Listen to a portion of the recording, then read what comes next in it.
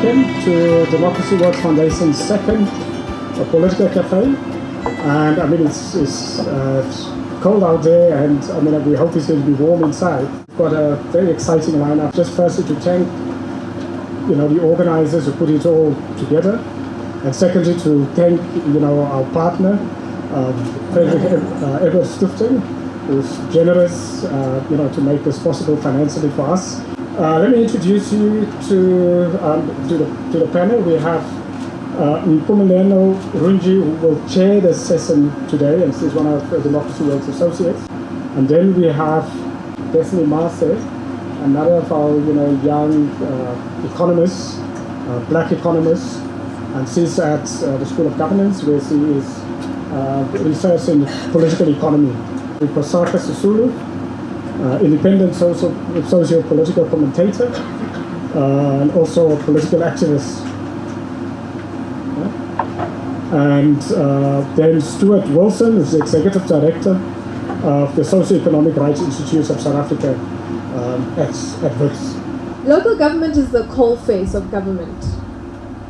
Although a lot of the time when we speak with each other on Twitter, on Facebook, our attention is normally drawn to what's happening in national politics, what's happening in parliament, and what's happening at the presidency, etc. But our day-to-day lives actually take place within the context of a municipality. And our experiences don't happen at the national level, right? Our experiences happen here at the local level. And as a way of breaking the ice, I just want to do a slight survey here, in this room. We know that today the Quality of Life survey for Gauteng was released, the fourth in the series. And about 61% of residents of Gauteng municipalities are satisfied with their municipalities. One of the most important elements of local government is that it's supposed to promote participation, right? So I just want to find out from you, how many of you here actually know who their ward councillor is? Just by a show of hands. Okay. All right, that is quite telling, all right? Every year, municipalities do a review of their integrated development plans, right? Which are formulated at the beginning of every council term, that is after every election. And these plans are span over 5 years. And every single year, these plans are reviewed. And local municipalities will call meetings, town hall meetings, where they consult with community members and stakeholders about these plans. Now, by show of hands, how many of you have ever attended that consultation? Wow. Okay, can somebody just tell us quickly what that consultation is about? What value do you add when you go to an integrated development planning session as a community member? Please go ahead, sir.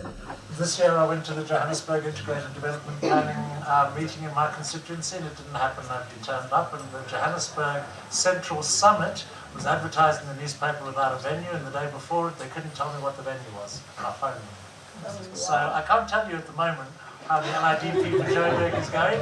I tried to participate.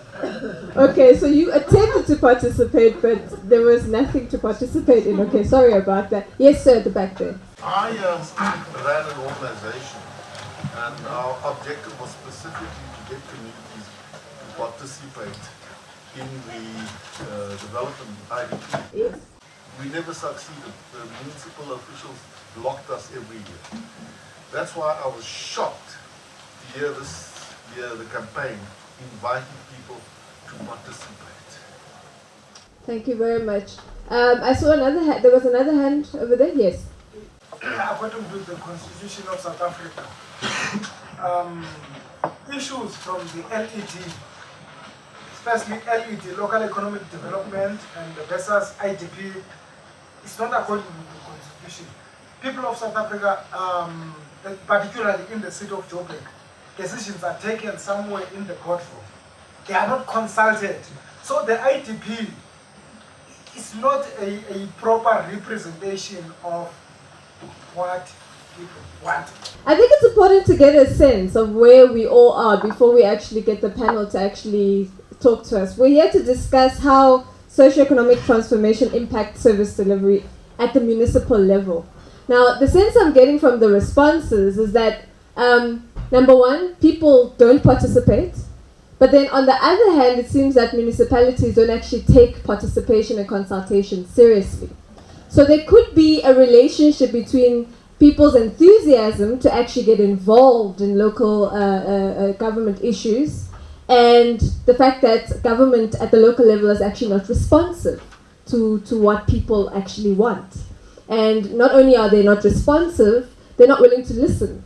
That's the sense that I'm getting from the three contributions that we've had. But as we get into the discussion now with the panel, what do we actually mean by socio-economic transformation at the local level? Is there a difference between general understandings of socio-economic transformation at other levels, national level, provincial, what do we actually mean by that? I don't believe there's a significant difference in terms of the objectives, when we speak about socio-economic transformation. Except, when we look at Johannesburg, the administration seems to also have brought in a different aspect in their plan, which is the issue of spatial segregation. So, in Johannesburg in particular, there's this idea that there is going to be socio-economic transformation, but it also has to include spatial transformation, because the city is constructed and has grown in a segregated manner, which then impacts on the delivery of social services.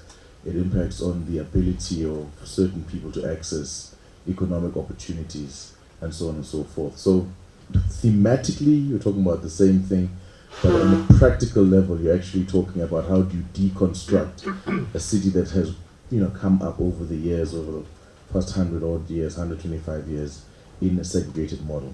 Where we find that there's a disjunction between what communities actually want and what municipalities actually plan for and spend on, what becomes then the impact on communities when that happens? I think the question you need to answer is who sets the terms of participation and who decides what form socio-economic transformation is going to take.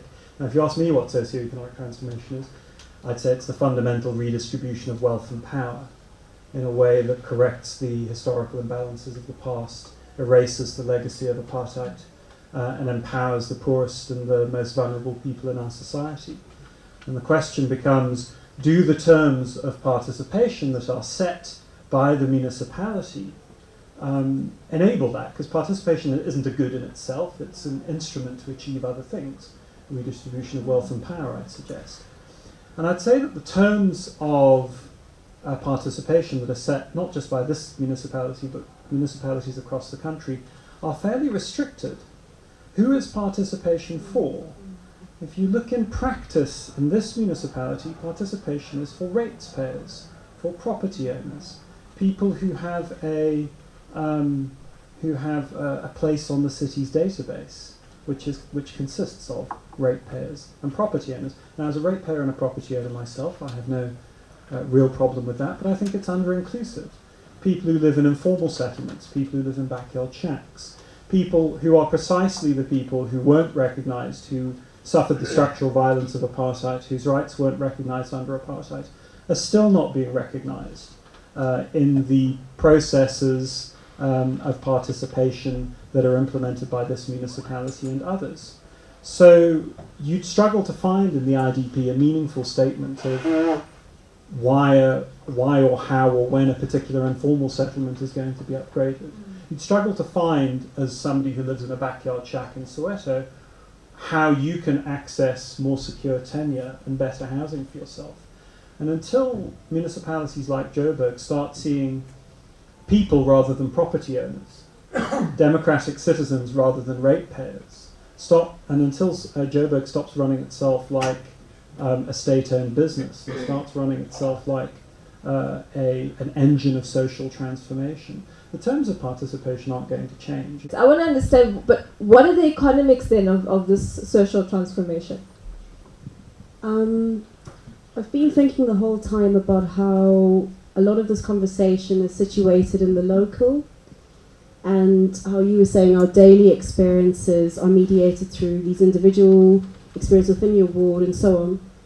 But what Stuart was saying is that one of the problems is that the city of Johannesburg, for example, runs itself like a state-owned business. And this is the problem, is that we live in a global economy where almost everything is being financialized, including municipalities. So an important part of service delivery is how service delivery and infrastructure is financed, and how global forces and methods of creating capital in order to build infrastructure and so forth are affected by all these global and investment decisions. At the moment we're in a slowing investment environment. Inward investments to South Africa is slowing. There's a number of reasons for this.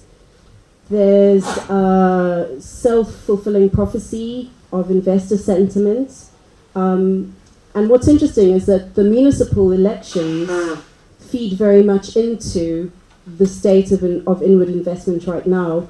A lot of international investors are actually watching what happens with these municipal elections because it's so fraught. I think we're going into one of the most fraught political spaces in terms of how these elections are going to play off. And I think the thing is, this is where the exciting space is now, you know, that small developing countries need to challenge investors, financiers, and so on, in terms of we need to play for the long game, right?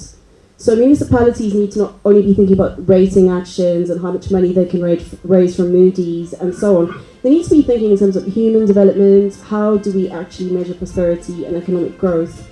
You know, GDP is not necessarily the best measure of that. It should be service delivery, investment in education, and so on.